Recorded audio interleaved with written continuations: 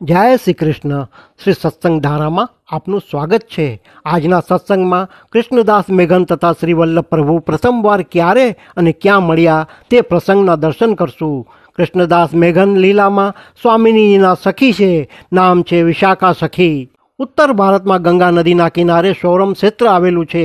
ત્યાં વિદ્વાન ગુરુ કેશવાનંદના આશ્રમમાં રહેતા 10 વર્ષની આયુના કૃષ્ણદાસ મેઘન વિદ્યા અભ્યાસ કરતા હતા. એકવાર ગુરુ યોગ સમાધિમાં બેઠા હતા ત્યારે તેમણે જોયું કે ભૂતલ પર 2 વર્ષ પહેલાં પ્રભુનું પ્રાગટ્ય થયું છે. ગુરુએ આ વાત કૃષ્ણદાસ મેઘનને કહી. કૃષ્ણદાસ વિચાર કરવા લાગ્યા કે પ્રભુને સમજવા, જાણવા અને પ્રાપ્ત કરવા માટે શાસ્ત્રોના અધ્યયન કરવા અને એમાં સમય બગાડવો એના કરતાં સીધા એમને શોધી એમની શરણે થાય તો જીવન સાર્થક થઈ જશે.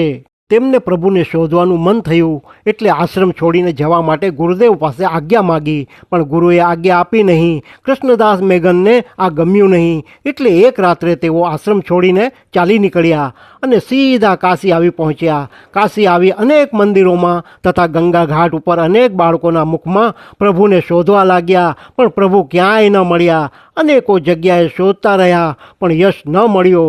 આવી રીતે 9 વર્ષ વીતી ગયા. પ્રયાગમાં કુંભ મેળો છે એવી જાણ થતાં તે પ્રયાગ પહોંચ્યા. ત્યાં આવી અનેક વિદ્વાનો તથા સાધુ સંતોને પૂછપરછ કરી કે તમે કોઈએ પ્રભુને જોયા છે, તેમનું પ્રાગટ્ય થયું છે તે જાણો છો, તેઓ અત્યારે ક્યાં હશે તે બતાવશો.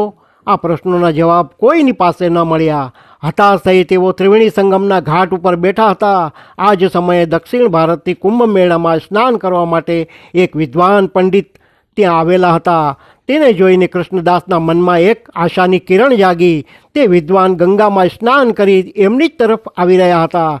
કૃષ્ણદાસે એમની સામે ઊભા રહી એમને વંદન કર્યા અને કહ્યું, હે વડીલ, આજથી લગભગ 11 વર્ષ પહેલાં ભૂતલ પર પ્રભુનું પ્રાગટ્ય થયું છે. એ વિષયમાં આપ કંઈ જાણો છો? ત્યારે વિદ્વાને કહ્યું, ના, મેં એવું ક્યાંય સાંભળ્યું નથી અને એવા દર્શન પણ કર્યા નથી. પણ હા, દક્ષિણ ભારતમાં વિજયનગરના રાજા કૃષ્ણદેવ રાયે એક ધર્મસભાનું વિશાળ આયોજન કર્યું હતું. ત્યારે અનેકો વિદ્વાનો વચ્ચે શાસ્ત્રાર્થ થયા હતા.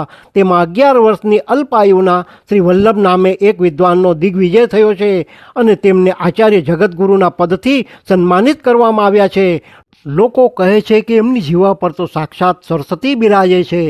તમારા કહેવા પ્રમાણે જો 11 વર્ષ પહેલાં પ્રભુ પ્રગટ થયા છે તો એ કદાચ આ જ હશે. અત્યારે તેઓ વિજયનગરમાં જ બિરાજે છે. તમે ત્યાં જઈને તેમને મળો, તમારી ઈચ્છા જરૂર પૂર્ણ થશે. આ સાંભળી કૃષ્ણદાસ બહુ જ પ્રસન્ન થયા. કૃષ્ણદાસ ઝડપથી વિજયનગર જવા નીકળી ગયા. ત્યાં પહોંચીને તપાસ કર્યો તો ખબર પડી કે શ્રી વલ્લભ સેવકો સાથે ત્યાંથી નીકળી પંપા સરોવરની દિશામાં આગળ પધારી ગયા છે. કૃષ્ણદાસ ત્યાં રોકાયા વગર પંપા સરોવર માટે નીકળી ગયા અને પંપા સરોવરના કિનારે આવી પહોંચ્યા. સુંદર રમણીય વન પ્રદેશના વચ્ચે પંપા સરોવર શોભતું હતું. ત્યાં ફરતા ફરતા તેમની નજર એક વડવૃક્ષના નીચે પડી. વડના નીચે શ્રી વલ્લભ પ્રભુ આસન ઉપર બિરાજમાન થઈ શ્રીમદ ભાગવતનું પારાયણ કરતા હતા. ત્યાં કૃષ્ણદાસ આવી પહોંચ્યા. પ્રભુની કૃપાથી સાક્ષાત પૂર્ણ પુરુષોત્તમના દર્શન થયા. તેમણે સાષ્ટાંગ દંડવત પ્રણામ કર્યા અને શ્રી વલ્લભ સામે હાથ જોડી ઊભા રહી ગયા. 9 વર્ષથી જેમને શોધતા હતા તેમના આજે દર્શન કરી મન ભરાઈ આવ્યું. કૃષ્ણદાસની આંખોથી હરખના આંસુ વહેતા રોકાતા ન હતા. ત્યારે શ્રી વલ્લભ પ્રભુએ કહ્યું, આવ કૃષ્ણદાસ, મારી પાસે આવ. કૃષ્ણદાસ, તે મને બહુ જ વાટ જોવડાવી. ત્યારે ભાવુક થઈ કૃષ્ણદાસે કહ્યું, જેરાજ, આપની કૃપાથી આપને શોધવા ભટકતો ભટકતો આજે આપના ચરણારવિંદમાં આવી પહોંચ્યો છું. હે કૃપાનાથ, હવે મુજ અનાથને સનાથ કરી આપની શરણમાં લ્યો.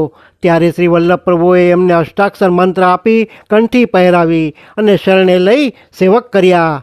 આ છે આપણા ભગવદીય કૃષ્ણદાસ મેઘન તથા આપણા કૃપાનાથ શ્રી વલ્લભ પ્રભુ.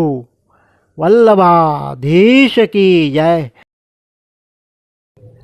વૈષ્ણવો, આના પછીના ભાગમાં ફરી એક નવા પ્રસંગ સાથે મળશું. ત્યાં સુધી સર્વે વૈષ્ણવોને મારા જય શ્રી કૃષ્ણ, જય જય શ્રી રાધે.